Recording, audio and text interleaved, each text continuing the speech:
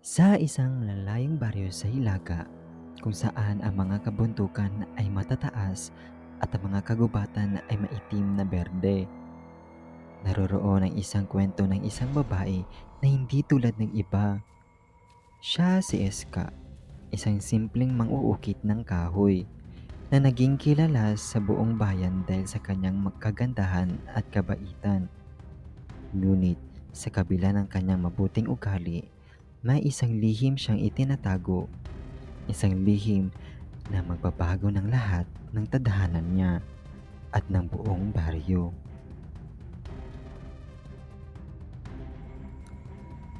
Si Iska ay nakatira sa isang maliit na kubo sa gilid ng bayan. Palibhasa ay maganda at magiliw. Maraming lalaki ang nagkagusto sa kanya, ngunit tila siya hindi interesado sa kanila. Sa gabi, mag-isa siya sa kanyang kubo. Mas madalas ang mga oras na siya ay nagdarasal sa ilalim ng buwan. Isang araw, may isang matandang mang-uukit ng kahoy na dumating sa bayan. Inabutan niya si Iska na abala sa pag-uukit ng isang estatwa. Mayagong bata, Sabi ng matanda, ang iyong gamay ay may kakaibang galing. Ngunit ang bawat galing ay may kapalit. hindi alam ni Iska na ang matandang mang-uukit ng kahoy ay hindi isang ordinaryong tao. Siya ay isang matandang mang-uukit ng mga saloobin at pakiramdam. Kaya't nalaman niyang may itinatagong lihim si Iska. Iska, naramdaman ko ang isang kapangyarihang puwersa sa iyong katawan. Isang puwersa na hindi mo pa natutuklasan. Ang sabi ng matanda.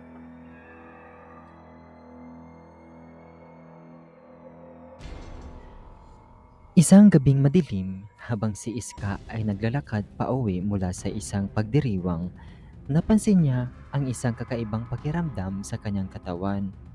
Habang siya ay dumadaan sa kagubatan, nagsimula siyang mararamdaman ang hindi pangkaraniwang sakit sa kanyang likod. Unti-unting nagsimulang magbago ang anyo ng katawan ni Iska. Ang kanyang katawan ay nagsimulang maghiwalay mula sa kanyang katawan. At ang isang malaking pakpak na lumabas mula sa kanyang likod. Ang katawang pang-ibaba ay naging isang malaking anyo ng ibon. Doon niya natuklasan ang matagalan niyang lihim. Siya ay isang manananggal, isang nilalang mula sa alamat ng Pilipinas na may kakayahang paghiwalayin ang katawan sa gabi at makakbay sa gabi upang maghanap ng biktima. Tila wala nang magagawa si Iska, kundi tanggapin ang kanyang kapalaran. Pero habang tumatagal, natutunan niyang kontrolin ang kanyang mga kakayahan at nagkaroon siya ng isang misyon upang gamitin ang kanyang kapangyarihan upang protektahan ang mga inosenteng tao mula sa mas masasamang manananggal.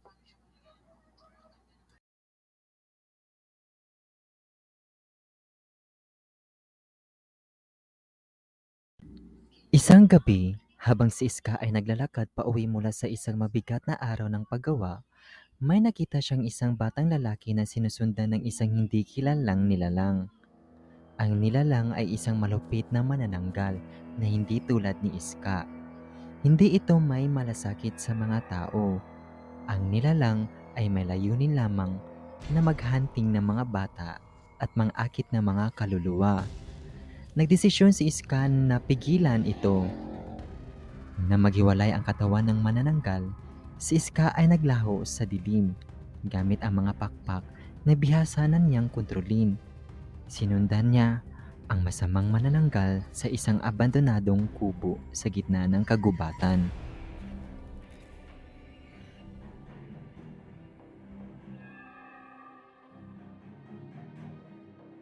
Habang si Iska at ang masamang manananggal ay nagbabanggaan, naging matindi ang labanan. Si Iska ay may malalim na pagsisisi at pagsisiyasat sa sarili. Kaya't sa kabila ng pagiging isang manananggal, Siya'y nagkaroon ng konsensya at walang hangarin na makapanakit ng walang dahilan. Sa kabilang banda, ang masamang manananggal ay hindi alintana ang kaligtasan ng ibang tao at tanging ang sariling layunin lamang ang iniisip. Ang labanan ay tumagal ng ilang minuto at sa kabila ng lahat ng pagod, natagpuan ni Iska ang lakas na tumapos sa nilalang. Ginamit niya ang isang lihim na pamaraan mula sa kanyang mga ninuno, ang pagbabalik sa kabuwang katawan at pagtigil sa pagbuo ng katawan ng manananggal sa pamagitan ng isang malakas na dasal sa harap ng buwan. Habang ang masasamang manananggal ay unti-unting naging abo, si Iska ay natakda ng pangako sa sarili.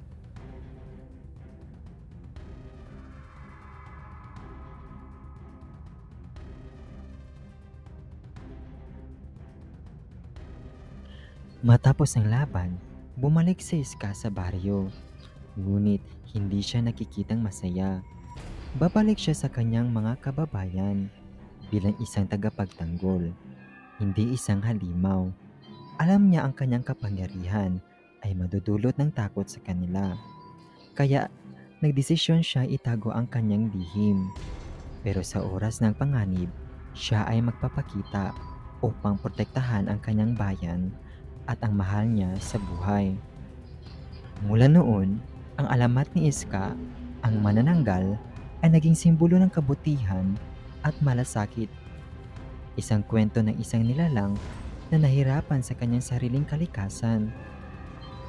Ngunit pinili pa rin niyang gamitin ito upang magbigay proteksyon sa mga inosente. Ang kwento ni Iska ay nagsisilbing paalala na sa kabila ng ating mga takot at lihim, maaari tayo magbago at maging tagapagtanggol ng kabutihan. At minsan, ang pinagmumula ng ating kalakasan ay nagmula sa ating sariling pagkatalo at mga pagsubok. Ang tunay na lakas ay nasa ating pagpili ng tama kahit sa pinakamadilim na bahagi ng ating buhay.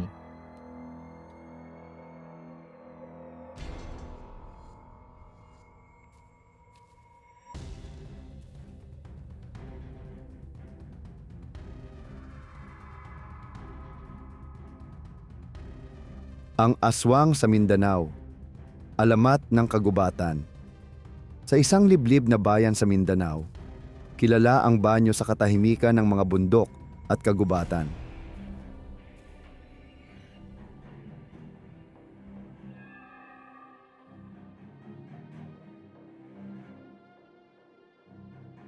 Ngunit may mga kwento ng isang nilalang na naninirahan sa madilim na bahagi ng kagubatan. Ang aswang. Ayon sa mga matatanda, ang aswang ay may kakayahang magbago ng anyo mula sa isang normal na tao at magsagawa ng mga malupit na gawain upang makuha ang kaluluwa ng tao.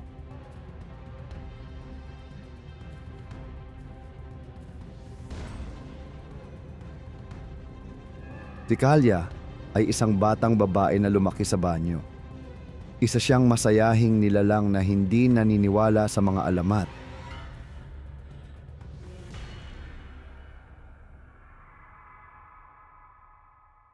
Isang araw, isang matandang babae ang dumating sa kanilang baryo.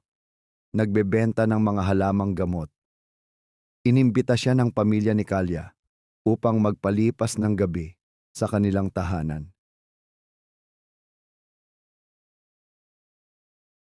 Habang ang bagyo ay tumataas, naglakad si Kalya sa kagubatan.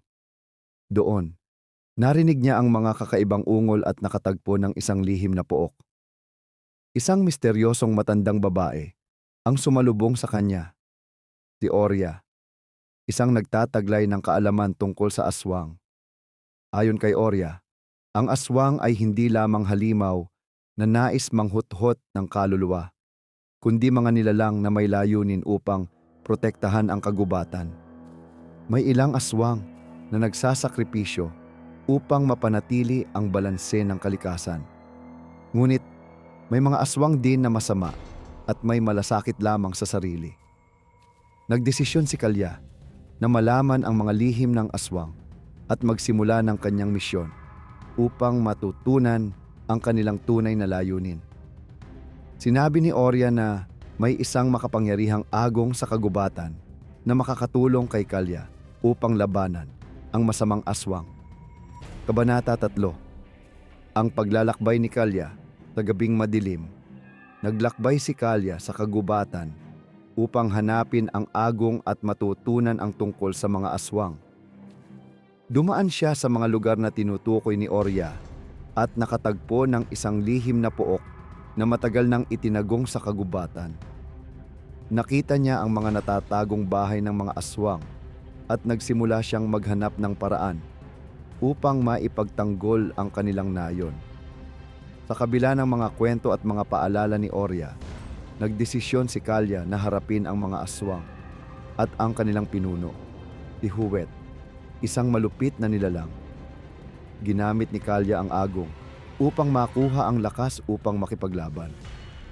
Matapos ang isang matinding laban, nakuha ni Kalya ang tagumpay, ngunit natutunan niyang hindi lahat ng aswang ay masama. Ang iba ay may layunin upang mapanatili ang balanse ng kalikasan. Bumalik si Kalya sa nayon na may dalang bagong misyon upang mapanatili ang ugnayan sa mga aswang at ipaliwanag sa mga tao na may mga aswang na may malasakit sa kalikasan. Hindi na lamang sila mga halimaw na kinakatakutan, kundi mga nilalang na may layuning protektahan ang mundo. Ang mga tao ay natutong magpatawad at magtulungan sa mga aswang, at si Kalya ay naging tagapagtanggol ng kagubatan. Ang kwento ni Kalya ay nagsisilbing paalala na sa kabila ng takot, may mga nilalang na may mabuting layunin. Ang kalikasan at ang lahat ng nilalang ay may bahagi sa ating buhay. At tayo ay dapat magtulungan upang mapanatili ang balanse.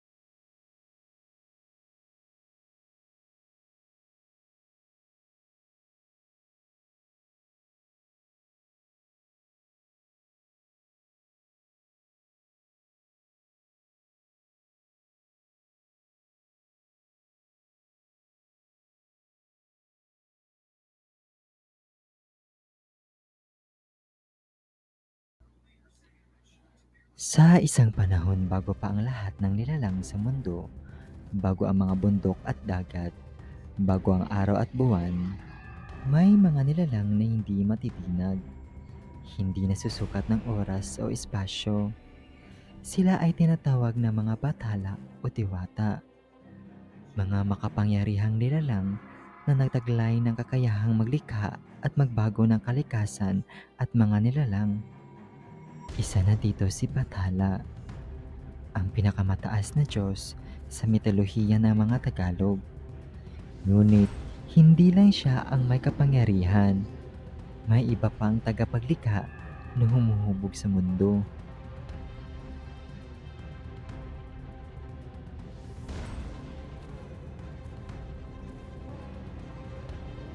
Si Bathala ang Diyos ng langit at hari ng mga Diyos sa paniniwala ng mga Tagalog. Ayon sa kwento, siya ang nagpasimula ng lahat.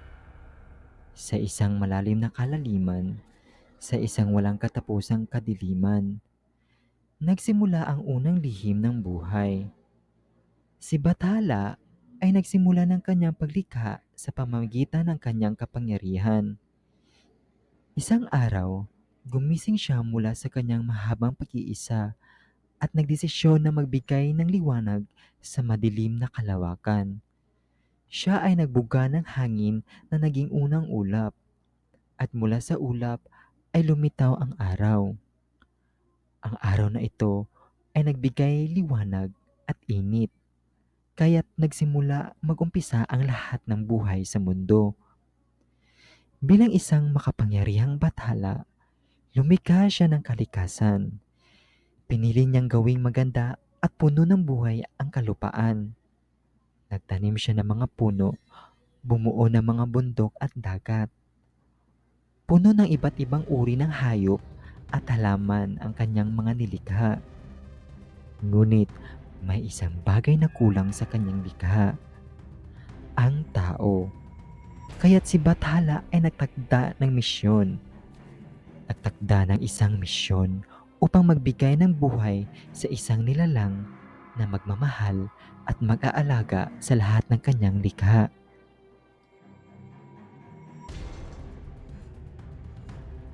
Si Magwayan, ang Diyos ng dagat at kalaliman, ay isang makapangyarihang nilalang na may likas na koneksyon sa tubig. Si Magwayan ay nagkaroon ng papel sa paglikha ng mga tao. Ayon sa isang kwento, ipinag-utos ni Batalak kay Magwayan na lumikha ng nilalang na may kakayahang mag-alaga sa mundo. Ang sagot ni Magwayan ay lumikha ng tao mula sa malalim na dagat gamit ang puting buhangin at alon. Pinuhusan ni Magwayan ng tubig ang katawan ng nilalang at binigyan ito ng buhay. Si Bathala ay natuwa sa paglikha ni Magwayan. Ang tao na tinatawag na tao o manubo ay nagkaroon ng kakayahan na paglakbay sa mundo at mangangalaga sa lahat ng nilikha ni Bathala. Ang mga tao ay tinuruan ni Bathala kung paano maging makatarungan at magpatawad, at tinuruan din silang magtulungan sa pagbuo ng mga komunidad.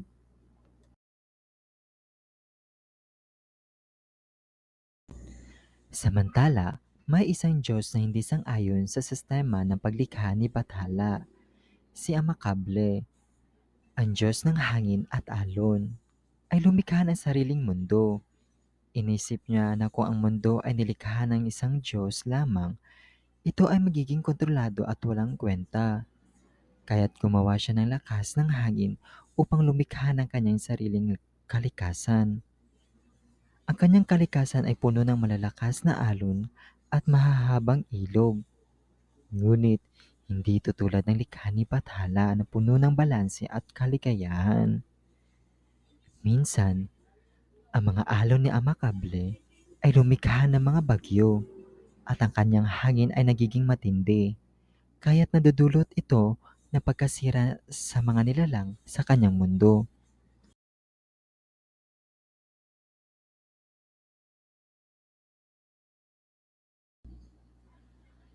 Isang araw, si Lakapate, ang diyosa ng pag-ibig at kasaganahan, ay dumating sa mundo upang magbigay ng pagmamahal at pagkalinga.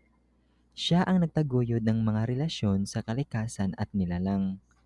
Sila kapati ay may kakayahang magbigay ng biyaya at pag-unawa sa mga tao at hayop. Ayon sa isang alamat, sila kapati ay lumikha ng mga halaman at bulaklak upang magbigay ng kasiyahan sa puso ng mga nilalang. Pinili niya magbigay ng mga bunga at mga halaman na magbibigay kasiyahan at kaligayahan sa mga tao.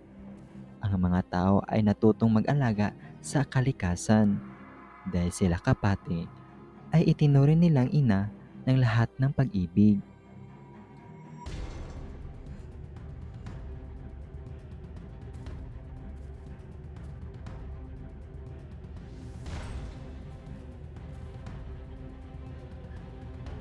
Ngunit isang araw, isang makapangyarihang pag-aaway ang nagganap sa pagitan ng mga Diyos. Si Bathala at si Amalekable ay nagkaroon ng hindi pagkaunawaan sa pamamahala ng kalikasan. Habang naglalaban ang mga Diyos, nagsimula ang isang kaguluhan sa mundo. Ang mga bundok ay gumuho, ang mga alon ay lumakas, at ang mga nilalang ng kalikasan ay nagtakbuhan sa takot. Ngunit sa kabila ng lahat na ito, nagsimula pa rin silang magtulungan. Ang mga tao ay nagtagumpay sa pamagitan ng pagtutulungan at ang mga kalikasan ay muling nagbalik sa balanse. Si Bathala ay natutong magtiwala sa mga nilalang ng kanyang mundo. Ang pagkakaisa at pag-ibig ng mga tao ay nagbigay ng bagong sigla sa kalikasan. Ang mga nilalang ng mundo ay natutong magpatawad at magtulungan, kaya't ang lahat ay muling bumangon.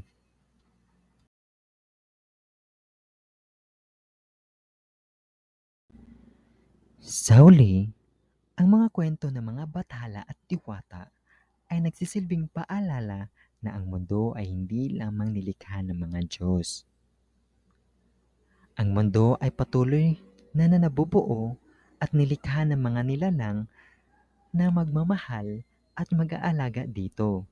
Ang tunay na paglikha ay hindi lamang isang gawa ng mga Diyos, kundi isang patuloy na proseso na pagtutulungan, pagkakaisa, at pagmamahal sa kalikasan at isa't isa. Ang paglikha ng mundo ay hindi natatapos. Tayo, bilang mga nilalang ng kalikasan, ay may responsibilidad na mag-aalaga sa ating mundo at magtulungan upang mapanatili ang balanse at pag-ibig sa lahat ng nilalang.